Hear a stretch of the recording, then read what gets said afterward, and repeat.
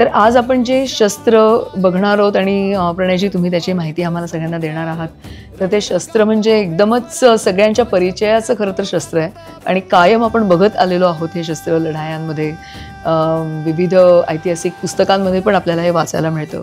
पण त्याची जी माहिती तुम्ही आम्हाला सांगणार ती नक्कीच रोमांचकारक असणार आहे. तर तुम्ही आम्हाला सांगा की ही जी मला असं वाटतं तलवार इथे ठेवलेली आहे हिची माहिती तुमच्याकडनं आम्हाला ऐकायची. आपल्या समोर आज आपण प्रेक्षकांना जी तलवार दाखवणार आहोत ती जवळजवळ 350 ते 450 वर्ष जुनी अशी ऐतिहासिक तलवार आपल्याला पाहायला मिळते. अरे वा. शिवकाळामधल्या किंवा शिवपूर्व काळातल्या ज्या काही लढाया झालेल्या आहेत किंवा ज्या काही राजे महाराजे होऊन गेलेत त्यांची चित्र आपल्याला आज पाहायला मिळतात मिनिएचर स्वरूपात. तर त्या चित्रांमध्ये अशा पद्धतीची तलवार आहे आणि ह्या तलवारीला फिरंग किंवा धोप अशी तलवार म्हटलं जातं. इंग्रजीमध्ये ह्याला इंडियन बास्केट हिल्ट असं नाव आहे. अच्छा. आणि फिरंग म्हणजे फिरंग्यांनी आणलेली, म्हणजे जे परकीय 16 टोपीकर होते, फ्रेंच आहेत, जर्मन आहेत, ब्रिटिश आहेत, वॉलंदज आहेत, त्या सगळ्यांना आपण फिरंगाणातून आलेले फिरंगी आणि या फिरंग्यांनी तलवार आणली म्हणून हिला फिरंग असं म्हटलं जायचं. ही युरोपियन पद्धतीची तलवार आहे. बरं. अशा पद्धतीच्या तलवारी आपल्याला उच्च पदस्थ अधिकाऱ्यांकडे बघायला मिळतात. मगाशी जसं आपण म्हटलं होतं की शस्त्रांवरून आपला हुद्दा किंवा प्रेस्टिज समजतं, त्या पद्धतीने ही तलवार आहे. म्हणजे त्या सैन्यातलं किंवा त्या राज्यातलं त्याचं पद काय असेल हे त्याच्यातनं आपल्याला समजतं त्या तलवारीच्या मुठीवरनं म्हणा किंवा राजघराण्यातल्या व्यक्ती, राजे, राजकुमार आणि सेनापती ह्या लोकांकडेच ह्या तलवारी आपल्याला पाहायला मिळतात. कारण का ह्या त्यावेळच्या महागड्या अशा तलवारी होत्या. आता ही जी तलवार आहे ही महाराष्ट्रामध्ये बनवलेली अशी तलवार आहे आणि ती का ते आपण आता प्रेक्षकांना सांगणार आहोत. कारण का सर्रास या तलवारीला धोप असं म्हटलं जातं. धोपेमध्ये पण कर्नाटकी धोप असा शब्द उच्चार केला जातो. अच्छा. परंतु ह्या तलवारीची जी मूठ आहे ही मूठ आपण जर पाहिलात तर वेगळ्या धाटणीची आहे, जशी फिरंग्यांची तलवार असते तशीच. परंतु ही मुल्हेरी मूठ या नावाने ओळखली जाते. त्याचं कारण असं आहे की आपल्याकडे जे प्रताप शस्त्रागार आहे, प्राध्यापक माणिकराव यांनी लिहिलेलं, त्या प्रताप शस्त्रागार म्हणजे शस्त्रांवरचं आद्यग्रंथ आणि त्यामध्ये आपल्याला या तलवारीचा उल्लेख मिळतो. ह्याची जी मूठ आहे ती नागवेलीच्या पानासारखी ह्याची आपल्याला इथे पाहायला मिळते. त्यामुळे ह्या मुठीला मुल्हेरी मूठ असं म्हणतात. तुम्ही नागवेलीचं जसं बदामाचं पान असतं त्या पद्धतीने ही मूठ खायचं पान तुम्ही म्हणताय, तुम्हाला त्याची नक्षी इथे बघायला मिळते. त्यामुळे ह्या मुठींना मुल्हेरी मूठ असं म्हणतात. मग आता मुल्हेर कुठे आलं तर नाशिक जवळ जो बागलान प्रांत आहे तिथे साल्हेर मुल्हेर किल्ले आहेत. त्या मुल्हेर गडाच्या पायथ्याला ह्याचे कारखाने होते. तिथे ह्या मुठी बनवल्या जायच्या म्हणून ह्या मुल्हेरी पद्धतीच्या मुठी आहेत. आणि पात हे युरोपियन पद्धतीचं आपण बाहेरून मागवत होतो आणि त्याचं इन्स्टॉलेशन आपल्या महाराष्ट्रात केलं जात होतं. ही मुल्हेरी पद्धतीची मूठ आहे. आता हे तलवार बघत असताना आपण सरळ सरळ बघितलं तर आपल्याला पात आणि मूठ ह्या दोनच गोष्टी दिसतात.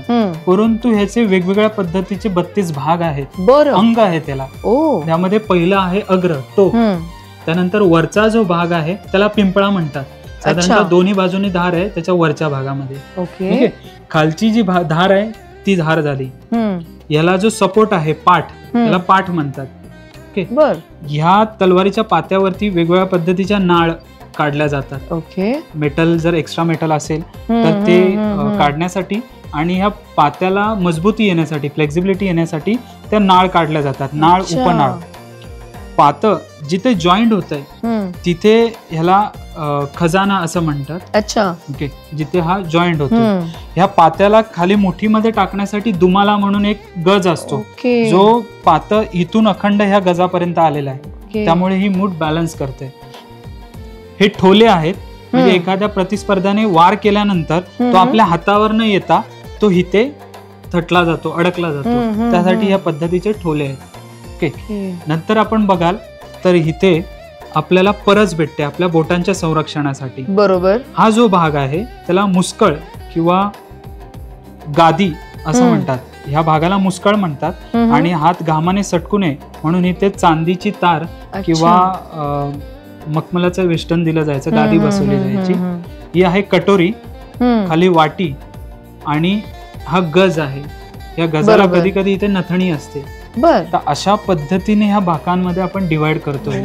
म्हणजे शस्त्र म्हटलं म्हणजे ते एक नाहीये, तर त्याला 32 अंग आहेत.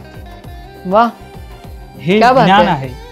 खरंच माहिती नव्हतं. म्हणजे आम्हाला फक्त तलवार आहे आणि तलवार म्हणजे खेळली जाते, युद्धामध्ये वापरली जाते एवढंच माहिती आहे. आणि त्याचे 32 भाग असतील हे तर नक्कीच नव्हतं. आणि हे शस्त्र तुम्ही हातात घेतल्यावर तुम्हाला कल्पना आली असेल की हे वजन नाही, ह्याला हलकी आहे. आपल्याकडे सांगितलं जातं की शस्त्र फार वजनदार असतं. म्हणजे त्यावेळी 10 किलो 15 किलो किंवा 50 किलो पर्यंतचं शस्त्र म्हणतात. तर तसं काही नाहीये. शस्त्र हे साधारणतः 1.5 ते जास्तीत जास्त 1.25-2 किलोचं असतं. ही साधारणतः 1400 ग्रॅमची तलवार आहे. आणि ह्याचं जे वेट आहे ते स्प्रेड झालंय, त्यामुळे तुम्हाला ते कळणार सुद्धा नाही. मुठीकडे जास्त वजन दिलेलं आहे, त्यामुळे ते पातं बॅलन्स करते. बरोबर आहे. शस्त्र जेवढं हलकं तेवढं ते प्रभावी. कारण का युद्धाला एकदा तोंड लागलं की किती वेळ ते युद्ध चालणार आहे, बरोबर, ते आपल्याला माहित नाही. बरोबर. त्यामुळे वजनदार शस्त्रापेक्षा हलकी शस्त्र युद्धामध्ये फार महत्वाची, जास्त उपयोगाला येतात. क्या बात आहे, लवली, खूपच सुंदर आहे. आणि मग हिला धोप म्हणतात ना? धोप असं का? म्हणजे धोप हा प्रचलित शब्द आहे. म्हणजे ही जी तलवार आहे ही कॅव्हलरी वेपन्स आहे. घोड्यावरती बसून खालच्या सैन्याला भोसकण्यासाठी ह्याचा वापर केला जातो. त्यामुळे ह्याची लांबी आपण बघाल तर लांब आहे. बरोबर. आपल्या ज्या सामान्य शिपायांच्या तलवारी आहेत त्या साधारणतः थोड्या आखूड असतात, परंतु ह्याचं पातं जे आहे ते आपल्याला लांब पाहायला मिळते. घोड्यावर बसून खालच्या सैन्याला भोसकण्यासाठी वापरला जातो.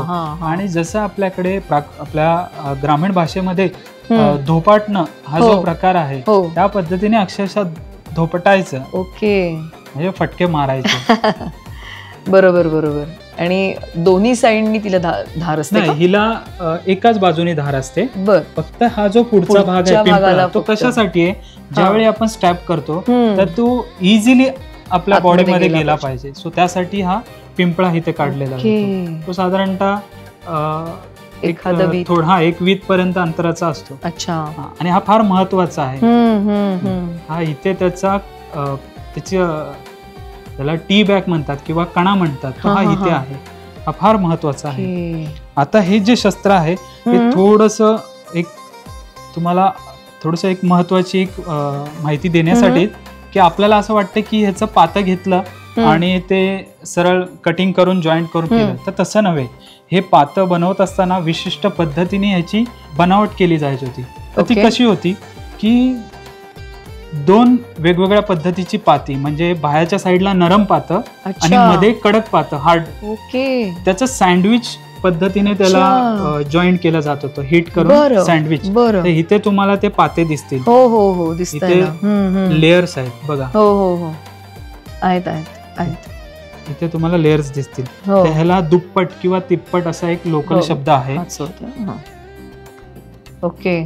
कारण का चुकून जर एखादा वार जर चुकला आणि तो खाली जमिनीवर आदळला तर ते पातं कडक असेल तर तुटेल. बरोबर. त्याला मजबूती देण्यासाठी आणि लवचिकपणा देण्यासाठी बाहेरच्या बाजूला नरम पातं आणि मध्ये मग ते कडक पातं दिलं जायचं. तर तुम्हाला दिसेल की कशा पद्धतीने ही तलवार आहे. क्या बात आहे, सुंदर, खूपच छान. प्रेक्षकांना सांगायला मला अभिमान वाटतो की ही जी तलवार आहे अशाच पद्धतीची तलवार श्री शिवछत्रपतींची होती. बरं. अशा 3 तलवारी छत्रपतींच्या होत्या. त्यामध्ये भवानी तलवार आहे, जगदंबा तलवार आहे आणि एक तुळजा तलवार आहे. ओके. जगदंबा तलवार जी आहे ती प्रिन्स ऑफ वेल्स म्युझियम लंडनला आहे. बरोबर. अतिशय सोन्याचं काम आहे, त्याच्यावरती हिरे माणिके लावलेले आहेत.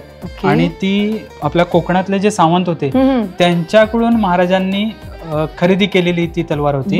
आणि त्या तलवारीचा शुभ शकून असा होता की त्या तलवारीनंतर अफजल खानाचा रणसंग्राम झालेला आहे. आणि खानाला मारल्यानंतर जे यश मिळालंय त्यामुळे ती भवानीच आपल्याला यशदायी झाली, म्हणून त्या तलवारीला भवानी असं म्हटलेलं आहे. ओके. त्यानंतरची एक तलवार आहे ती जगदंबा तलवार आहे.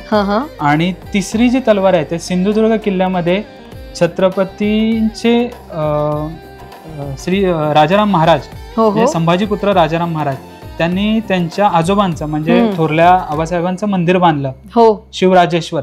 त्या मंदिरामध्ये एक तलवार आहे, ती श्री शिवछत्रपतींची आहे. त्या तलवारीला तुळजा तलवार. तर अशा पद्धतीची तलवार ही खुद्द शिवछत्रपतींनी वापरलेली आहे. आणि एक नाही तर अशा 3 तलवारी त्यांनी वापरल्या. त्यातल्या 2 तलवारी आपल्या महाराष्ट्रात आहेत. हे अभिमानाची गोष्ट आहे खरंच.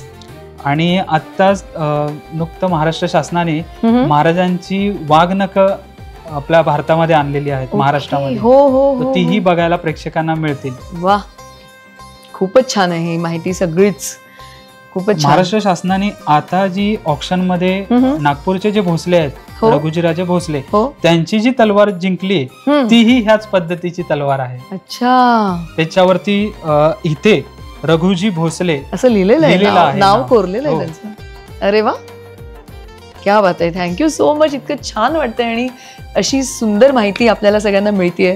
प्रणयजी खूप खूप खूप धन्यवाद. म्हणजे ही सगळी अशी माहिती फक्त रंजक नाहीये, तर ती मूलभूत आणि श्री शिवछत्रपती महाराजांची तलवार म्हणजे खरंच त्यांची खूप छान वाटतंय ऐकून. रिलेटेड अशा ह्या गोष्टी आहेत, म्हणजे हा अभिमानाचा क्षण आहे अगदी आपल्या सगळ्यांसाठीच. खूपच सुंदर.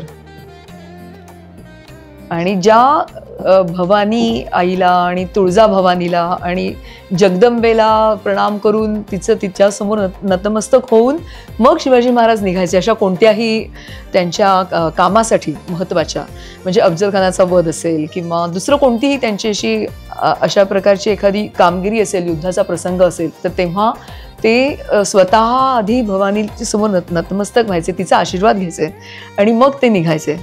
तर नवरात्राच्या निमित्ताने मला असं वाटतं ह्या गोष्टीला खूप महत्व आहे. साक्षात शक्तीचं स्वरूप आहे ही शस्त्र. आणि आपण जो उपक्रम घेतलाय तो फार महत्वाचा आहे. आपण प्रत्येक दिवशी वेगवेगळ्या शक्तीचा जागर करतो, आणि ही आयुधे ह्यांच्याकडून आपल्याला प्रेरणा घ्यायची. आणि आजच्या काळामध्ये आपल्याला जे काही यश संपादन करायचंय, त्यासाठी आपल्याला जर यश देणारी ज्या काही गोष्टी असतील तर ही आपली आयुध आहेत.